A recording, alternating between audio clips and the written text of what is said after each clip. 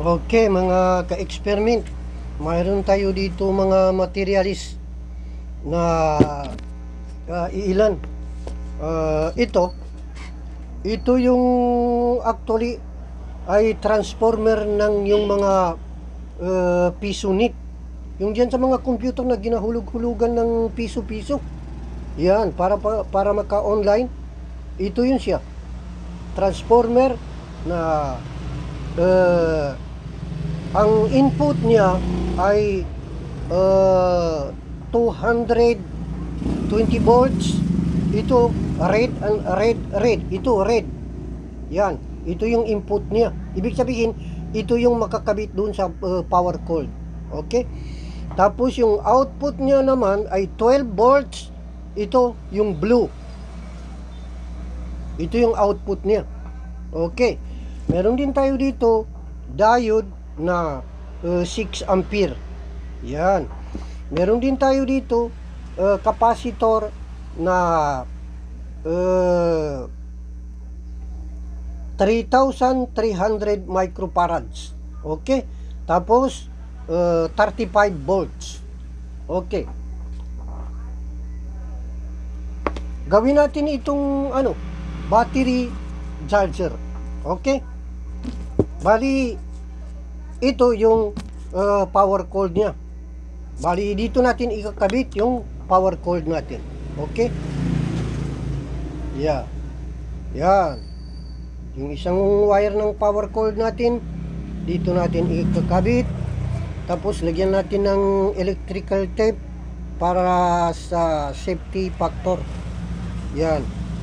Kumbaga sa safety pulse. Yan. Yung isa namang cord na pula, ito dito natin ilagay sa isang wire ng cord natin. Okay. Lagyan natin ng electrical tape para sa safety. Kasi alam niyo itong basta mga kurente, delikado yan. Oo. Pwede tayo makurente. Okay, tapos na yung sa cord natin. Ito naman yung diode natin. Okay? Yung diode natin, kahit saan dito sa dalawa, pero dito na natin ilagay ito. Na natin muna. Electrical tape na lang muna ang gamitin natin dito. Okay?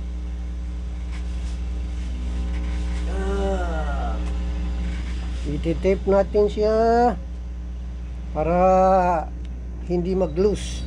Pero kung gagawa kayo ng mga ganito, kailangan isusuldan nyo, ihinang nyo para hindi ma-disconnect. Pero kasi ito demo lang siya, kaya pwede na natin gagamitan ng kwan. Tapos ito naman yung capacitor natin ay dito natin ilagay sa karugdong ng kuha natin diode. Ito pala yung diode natin, mayroon ditong marking na para puti, yung ganyan. Ibig sabihin yung puti na yan ay dito siya, palabas siya para positive. Itong positive kasi positive ito, hindi pwede yung baliskat, yung ito dito mo idugtong, hindi, kailangan dito siya. Ito para positive ang labas niya. Tapos dito natin idudugtong yung di kaya ikabit yung capacitor natin. Dito sa positive din siya. Dito sa positive. Kung saan positive dito, ito yung walang marking. Ito negative ito. Yung may dito, tingnan mo yung negative. Yan. Bali dito sa positive ito kasi ito positive. Okay? Yan, dito na natin ikabit muna, ganito na lang muna para at least subitan na ng konti. Okay, then lagyan din natin siya ng wire na para papunta dun sa battery natin. Dito na natin siya sa ito pula, yung positive pula para natin, lagyan natin ng color coding. ilagay natin dito sa positive yung kwan. Yan. Ipitin natin ng konti. Yan. Ito na siya. Ganyan siya. Then, i-tape din natin. Electrical tape. Para hindi mag-short. Kasi kung hindi mo lagyan ng ganyan, baka magka-dikit-dikit. Masi-short na. Okay. Nandito na siya. Ito yung cold ng output. Medyo anong siya,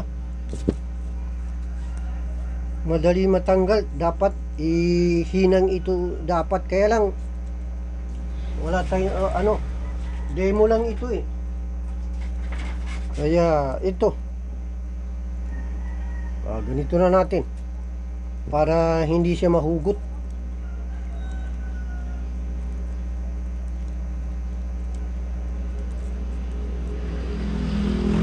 Ito mamaya i-test natin kung ilang volts ang labas niya para malaman natin. Okay, dito na yung output natin. Yung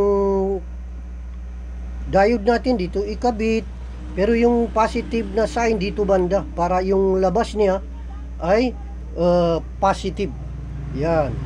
Tapos yung positive naman ng kwan,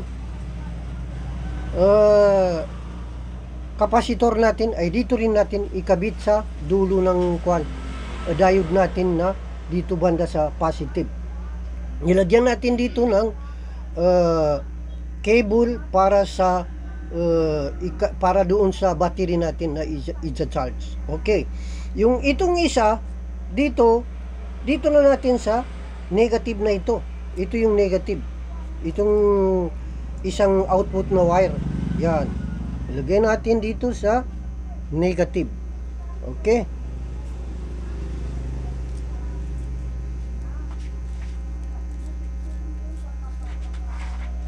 Wala tayong ng kwan.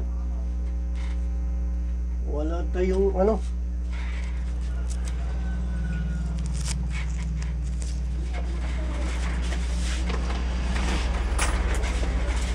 Okay.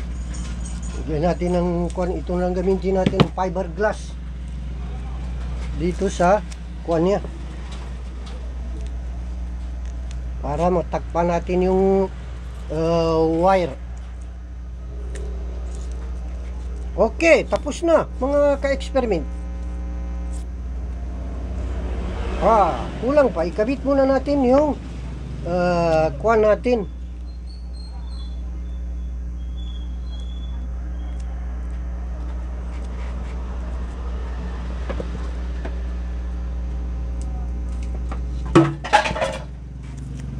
Okay, yung cable ng para sa negative, ikabit din natin dito. Halimbawa, ito ikakabit natin dito sa negative. Isasama natin yung wire papunta doon sa battery natin dito. Isama-sama natin dito siya.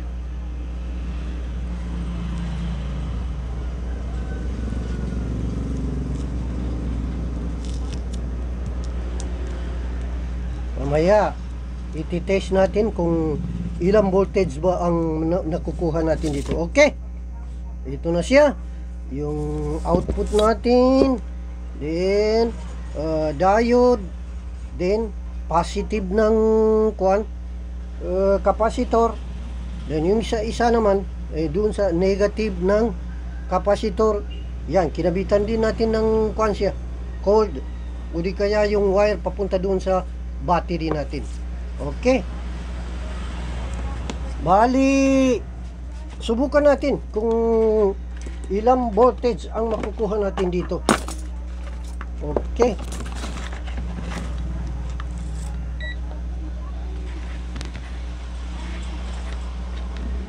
subukan natin, then ipa-plug natin siya.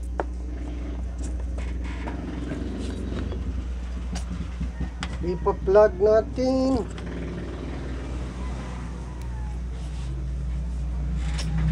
Okay, subukan natin, iti-test natin yung ilang voltage ang nakuha natin dito.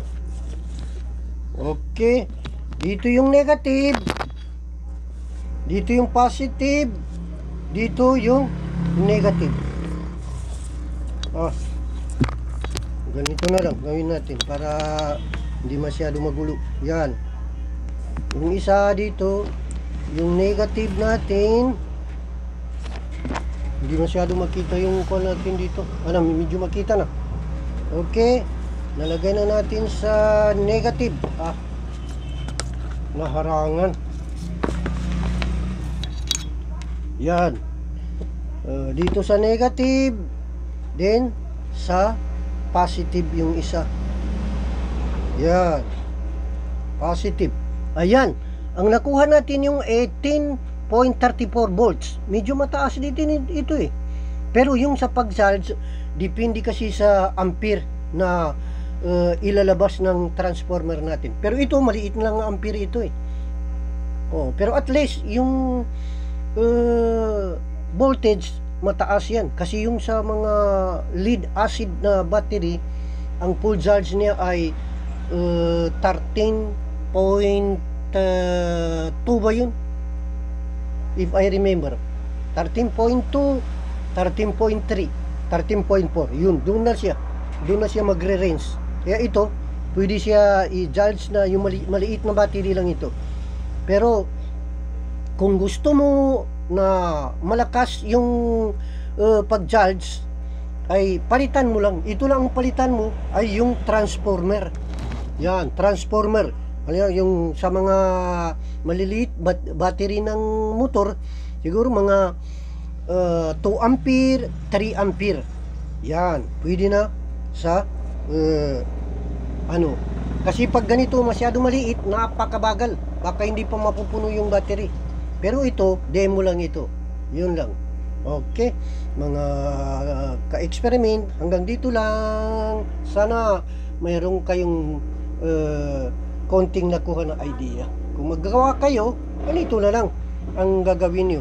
Palitan lang ninyo yung transform ng medyo mataas na ampere. Okay, hanggang dito lang. Magandang umaga.